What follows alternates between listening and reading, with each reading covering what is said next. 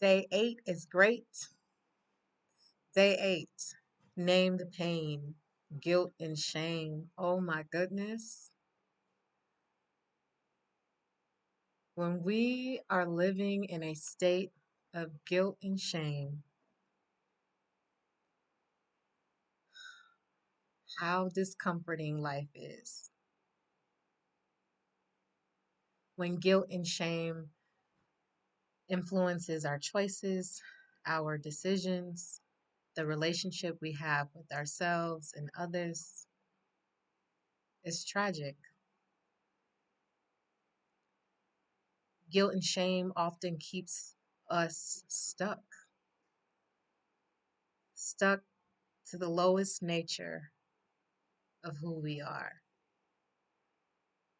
stuck in darkness, stuck in a cyclical pattern of chaos and destruction.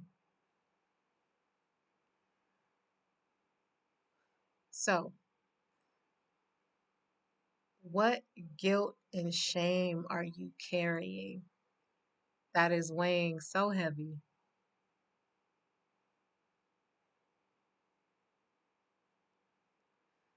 There's a quote that came to mind when I got back into the profession of clinical psychotherapy after I kept observing this pattern of clients who were stuck in despair because they kept blaming themselves, thinking that it was accountability, thinking that for them to be accountable for their choices, decisions, and actions, and habits and patterns was to blame themselves and be cruel to themselves and unforgiving. So it incited a thought that I turned into a quote. And that is, accountability is not self blame or shame. Accountability is simply self awareness, our ability to be aware of how our own choices, actions, and decisions have contributed to our circumstances and situations. But we don't have to be a prisoner to it or a slave to it. You can regain the ability to live a healthy, optimal lifestyle, even though there are moments in your journey that you are not proud of or that is unpleasant.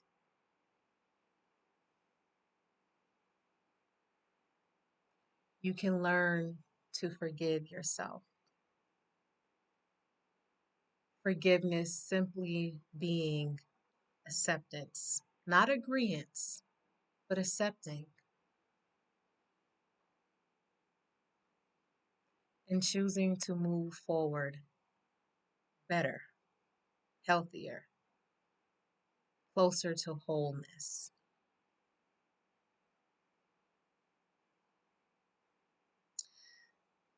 I was recently watching a film with my children, um, popular film on one of these streaming services. And the battle of the film were depicted in the energy of like light and dark or demons and angelic beings. And as the antagonist of the movie began to showcase his experiences, what was revealed was that he was carrying so much guilt and shame that he thought he had to live in the dark. That was his only way to break free. That if he continued to self destruct and inflict and cause harm and to pain onto others, that it would free him of disturbing memories that just kept replaying. That was the deal that he made with the ultimate source of the dark. And then the protagonist, the light workers, that thought that the enemy was outside of them, that they had to hunt the darkness to be redeemed and for goodness and light to spread upon the earth. And as they were battling the opposing force, they recognized that they themselves had their own darkness and that they necessarily didn't have to eradicate it, but learn how to use the darkness to transform it.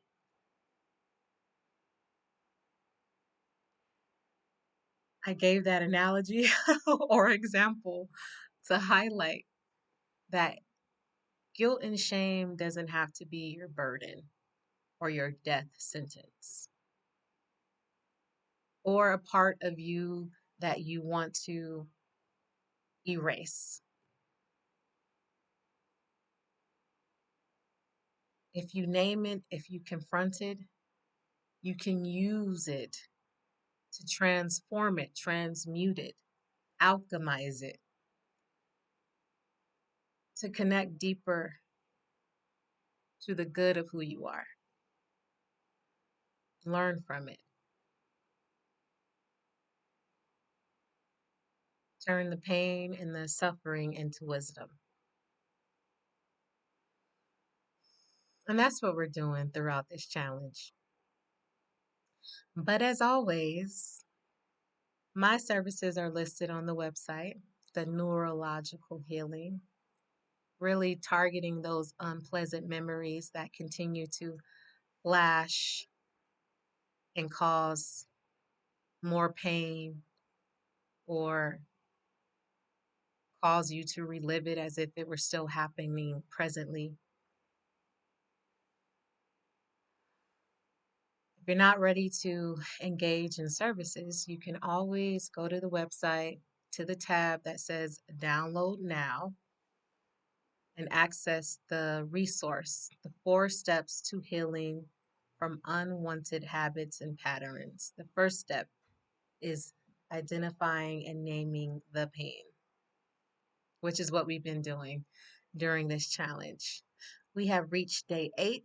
Thank you so much. And I look forward to seeing you all tomorrow for day 9. Shine Bay signing off. Peace and love.